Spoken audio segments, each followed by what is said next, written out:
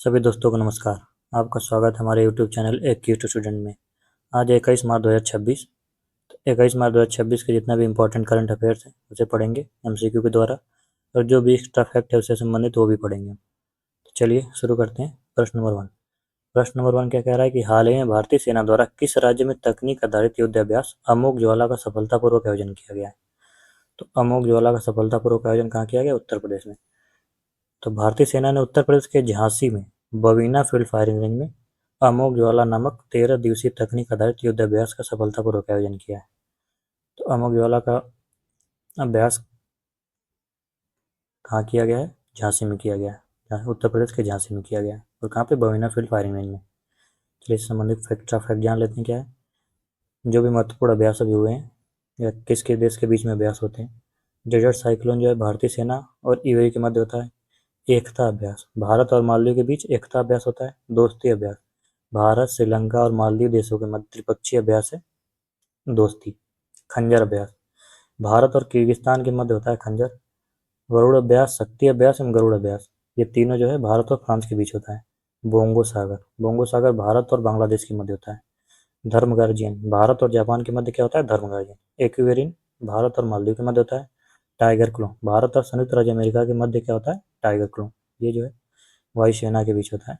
Westerly का अभ्यास जो है भारत और उज्बेकिस्तान के मध्य होता है। चलिए उत्तर प्रदेश से जान लेते हैं एक्स्ट्रा फैक्ट क्या है। यहाँ की राजधानी लखनऊ है। यहाँ के मुख्यमंत्री कौन है? योगी आदित्यनाथ है। गवर्नर कौन है? आनंदीबेन पटेल। तो उत्तर प्रदेश की लोकसभा में 80 सीट, राज्यसभा में 31 सीट, विधानसभा में 403 सीट एवं विधान परिषद में 100 सीट।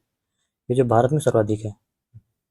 उत्तर प्रदेश में स्थित पटना पक्षी अभयारण्य को रामसर आर्द्रभूमि घोषित किया गया। तो पटना पक्षी अभयारण्य क्या है? उत्तर प्रदेश में। ये बिहार में नहीं है, उत्तर प्रदेश के एटा जिले में स्थित है। दुधवा नेशनल पार्क लखीमपुर खीरी उत्तर प्रदेश का एकमात्र राष्ट्रीय उद्यान है। तो दुधवा नेशनल पार्क कहाँ पे है? लखीमपुर खीरी में। ये उत्तर प्रदेश का एकमात्र राष्ट्रीय उद्यान है। उत्तर प्रदेश में एकमात्र सक्रिय परमाणु ऊर्जा संयंत्र नरोरा परमाणु ऊर्जा स्टेशन है। यह बुलंदशहर जिले के नरोरा में गंगा नदी के किनारे स्थित है। चलिए अगले प्रश्न पर चलते हैं क्या है कि हाल ही में विश्व खुशहाली रिपोर्ट 2026 में भारत को कौन सा स्थान मिला है? तो विश्व खुशहाली रिपोर्ट में भारत को 116वां स्थान मिला है 2026 में। तो वर्ल्ड हैप्पीनेस रिपोर्ट 2026 में इंडिया की रैंक कितनी है? 116 है। United nation sustainable development solution network द्वारा वर्ल्ड हैप्पीनेस रिपोर्ट 2026 जारी की गई। ये जो है 2026 वाली रिपोर्ट है ना, 2026 जारी की गई। वर्ल्ड हैप्पीनेस रिपोर्ट का एक एनुअल रिपोर्ट है जो देशों की हैप्पीनेस को मापती है। इसमें भारत की 116वीं रैंक बताई गई है। 2025 में यह रैंक 118 थी।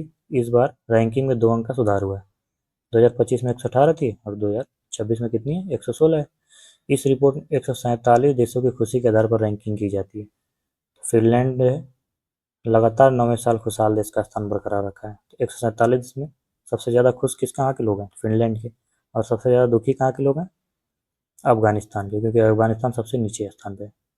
देख लेते हैं टॉप कौन कौन से देश हैं। पहला फिनलैंड है, दूसरा आइसलैंड है, तीसरा डेनमार्क है। और भारत के पड़ोसी देश के बारे में भी जान लेते हैं। चाइना की रैंक 65 है, नेपाल की 99, पाकिस्तान की 104, श्रीलंका की 134, बांग्लादेश की 127, अफगानिस्तान की 147। तो चाइना वाले, नेपाल वाले, पाकिस्तान वाले ये तीनों जो है भारत से ज़्यादा खुश हैं। और हर साल 20 मार्च को इंटरनेशनल डे ऑफ हैप्पीनेस यानी विश्व खुशहाली दिवस को मनाया जाता है 20 मार्च को। इसे भी याद रखेंगे, 20 मार्च को जो है विश्व खुशहाली दिवस मनाया जाता है। चलिए अगला क्या है? महत्वपूर्ण सूचकांक जान लेते हैं। महत्वपूर्ण सूचकांक ग्लोबल फायर पावर इंडेक्स में भारत का कौन सा स्थान है? चौथा स्थान है। जलवायु जोखिम सूचकांक 2025 में भारत का कौन सा स्थान है? छठवां। इसे जारी कौन करता है? German watch. तो पूछ देगा कि आपको जलवायु जोखिम सूचकांक 2025 किसके द्वारा जारी किया जाता है? तो जर्मन वाच द्वारा जारी किया जाता है। ग्लोबल टेररिज्म 2026 में भारत का कौन सा स्थान मिला? 13वां। सबसे ज़्यादा कहाँ पे आतंकवाद से प्रभावित कौन सा देश है? तो उसमें भारत जो है 13वें नंबर पे है। वैश्विक प्रेस स्वतंत्रता सूचकांक 2025 में 151वां स्थान है। सबसे मीडिया कहाँ की सबसे ज़्यादा स्वतंत्र है? तो हमारे देश को इसमें 151वां स्थान मिला है। इसे कौन जारी करता है? तो रिपोर्टर्स विदाउट बॉर्डर जारी करता है। मानव विकास सूचकांक 2025 में कौन सा स्थान है हमारा? 130वां स्थान है। इसे कौन जारी करता है? UNDP, United Nation Development Programme द्वारा मानव विकास सूचकांक जारी किया जाता है। जलवायु परिवर्तन प्रदर्शन सूचकांक में हमारी कौन सा रैंक है? 10वीं रैंक है। ग्लोबल जेंडर गैप इंडेक्स 2025 में 131वीं रैंक है। इसे कौन जारी करता है? वर्ल्ड इकोनॉमिक फोरम जारी करता है। वैश्विक शांति सूचकांक में भारत की कौन सा स्थान है? 115वें स्थान है। चलिए अगला प्रश्न 3 नंबर क्या कह रहा है कि हाल ही में किस देश ने फ्लोटिंग लिडार बुआ सिस्टम का सफल परीक्षण किया है। तो भारत ने जो है फ्लोटिंग लिडार बुआ सिस्टम का परीक्षण किया है। देख लेते हैं, यह है हमारा floating lidar buoy system. Lidar मतलब क्या होता है, light detection and ranging. Lidar का फुल फॉर्म होता है light detection, light detection and ranging, ये हमारा लिडार का फुल फॉर्म होता है। ये जो है स्वदेशी तकनीक बना है हमारा। भारत ने समुद्री तकनीक के क्षेत्र में एक महत्वपूर्ण उपलब्धि हासिल करते हुए फ्लोटिंग लिडार बुआ सिस्टम का सफल परीक्षण किया है। यह उन्नत प्रणाली समुद्र के ऊपर हवा की गति और दिशा को अत्यंत सटीकता से मापने के लिए विकसित की गई है। इसमें मौसम पूर्वानुमान, चक्रवात की भविष्यवाणी और ऑफशोर पवन ऊर्जा परियोजनाओं की योजना बनाने में मदद मिलेगी। चलिए अगले प्रश्न पर चलते हैं। क्या करा कि हाल ही में किसने प्रतिष्ठित मार्क लिंटन हिस्ट्री प्राइज 2026 जीता है। तो 2026 मार्क लिंटन हिस्ट्री प्राइज कौन जीता है, इसे विलियम डेलरिम्पल ने जीता है। सी वाला ऑप्शन हो जाएगा, विलियम डेलरिम्पल। तो इतिहासकार विलियम डेलरिम्पल ने प्रतिष्ठित मार्क लिंटन हिस्ट्री प्राइज 2026 जीता है। उन्हें यह पुरस्कार उनकी पुस्तक the golden road, how ancient India transformed the world के लिए दिया गया। यह पुरस्कार उन उत्कृष्ट ऐतिहासिक लेखनों को सम्मानित करता है जो गहन शोध के साथ साथ रोचक और प्रभावशाली प्रस्तुति भी प्रदान करते हैं। डेलरिम्पल की पुस्तक प्राचीन वैश्विक आदान प्रदान में भारत की केंद्रीय भूमिकाओं को उजागर करती है और केवल सिल्क रोड पर केंद्रित पारंपरिक दृष्टिकोण को चुनौती देती है। इससे फैक्ट जान लेते हैं क्या क्या है कि प्रतिष्ठित एनटीआर राष्ट्रीय फिल्म पुरस्कार किसे दिया गया, चिरंजीवी को दिया गया है। भारतीय सिनेमा में महत्वपूर्ण योगदान देने के लिए Meta life time achievement award 2026 से किसे दिया गया है, अमोल पालेकर को प्रदान किया गया। शिकागो एलुमनाई अवार्ड जीतने वाले पहले भारतीय अर्थशास्त्री कृष्णमूर्ति वेंकट सुब्रमण्यम बन गए हैं। लंदन में प्रतिष्ठित इंडिया यूके अचीवर अवार्ड 2026 से भारतीय केंद्रीय मंत्री जयंत चौधरी को सम्मानित किया गया है। लंदन में रॉयल जियोग्राफिकल सोसाइटी द्वारा दिए जाने वाले प्रतिष्ठित संरक्षण पुरस्कार को जीतने वाली पहली भारतीय कृति केकरण बनी है। तो रॉयल जियोग्राफिकल सोसाइटी द्वारा जो है प्रतिष्ठित संरक्षण पुरस्कार किसे मिला, कृति केकरण को मिला है। 5 नंबर पर चलते हैं। क्या करा कि हाल ही में भूमिका श्रेष्ठ को किस देश की पहली ट्रांसजेंडर महिला सांसद नियुक्त किया गया। तो भूमिका श्रेष्ठ जो है नेपाल की पहली महिला ट्रांसजेंडर जो है सांसद नियुक्त हुई है। चलिए नेपाल संबंधित फैक्ट जान लेते हैं कि विश्व की सबसे ऊंची चोटी माउंट एवरेस्ट, इसकी ऊंचाई कितनी है, 88.86 मीटर है, नेपाल में स्थित है। नेपाल में इसे माउंट एवरेस्ट को सागर माता के नाम से भी जाना जाता है। भारत के कुल 5 राज्य नेपाल के साथ अपनी सीमा साझा करते हैं, सिक्किम, उत्तर प्रदेश, बिहार, बंगाल एवं उत्तराखंड। इसे सुब्बू से याद रखते हैं, SUBBU सुब्बू। एस से सिक्किम, यू से उत्तर प्रदेश, यानी इसका ट्रिक क्या हो जाएगा, सुब्बू सुब्बू। गौतम बुद्ध का जन्म नेपाल के लुम्बिनी में हुआ था। तो नेपाल की राजधानी क्या है, काठमांडू। यहीं पर सार्क का मुख्यालय है, बिम्स्टेक का मुख्यालय है। नेपाल की मुद्रा क्या है, नेपाली रुपया। प्रधानमंत्री सुशीला कार्की, ये अंतरिम प्रधानमंत्री है जो जेनजी आंदोलन हुआ था वहाँ पे जो है सोशल मीडिया के द्वारा चुनाव करके सुशीला कार्की जी को पहली महिला प्रधानमंत्री के रूप में नियुक्त किया गया। लेकिन हाल ही में हुए नेपाल के चुनाव में बालेन्द्र शाह ने बड़ी जीत हासिल की है और वे प्रधानमंत्री पद के प्रमुख नेता बनकर उभरे। बालेन्द्र शाह नेपाल के कौन है, ये जो हनी सिंह, नहीं वो रैपर है। छठा प्रश्न क्या है, Kalinga institute of social sciences KISS मानवीय पुरस्कार 2025 किसे प्रदान किया गया है। तो मानवीय पुरस्कार 2025 नीता अंबानी जी को दिया गया। नीता अंबानी को KISS ह्यूमैनिटेरियन अवार्ड 2025 सम्मानित किया गया है। यह अवार्ड भुवनेश्वर उड़ीसा में Kalinga institute of social sciences KISS campus में दिया गया। उन्हें यह सम्मान education, health care, women empowerment, rural development and sports में योगदान के लिए मिला। उनका कार्य रिलायंस फाउंडेशन के माध्यम से किया गया है। तो नीता अंबानी जी को मानवीय पुरस्कार 2025 दिया गया है। पद्म पुरस्कार 2026, पद्म पुरस्कार में कुल कितने पुरस्कार दिए गए हैं, 131 2026 में दिए गए, जिसमें से क्या है 5 पद्म विभूषण है, 13 पद्म भूषण है, 113 पद्मश्री है। तो पद्म विभूषण किसे किसे मिले देख लेते हैं। 5 लोग, धर्मेंद्र देवल जी को मिला है कला क्षेत्र में, ये महाराष्ट्र के हैं, इन्हें मरणोपरांत मिला है। KT थॉमस ने जनसंपर्क में मिला है, केरल के रहने वाले हैं। एम राजम को कला क्षेत्र मिला है, उत्तर प्रदेश के रहने वाले हैं। पी नारायण साहित्य एवं शिक्षा के क्षेत्र मिला है, केरल के रहने वाले हैं। बी एस अच्युतानंदन जनसंपर्क के मिला है, केरल के रहने वाले हैं। तो 3 केरल के हो गए। कौन कौन से? बी एस अच्युतानंद और पी नारायणन और के टी थॉमस, ये 3 केरल के हैं, जिसमें से एक महाराष्ट्र, एक उत्तर प्रदेश, इनको मिला पद्म विभूषण। 7वां प्रश्न क्या है? दुनिया का सबसे बड़ा नारियल उत्पादक देश कौन है? तो ये जो भारत जो है, ये दुनिया का सबसे बड़ा नारियल उत्पादक देश बन गया है। भारत ने वैश्विक नारियल उत्पादन में 30% अधिक की हिस्सेदारी के साथ दुनिया में नंबर 1 स्थान हासिल कर लिया है।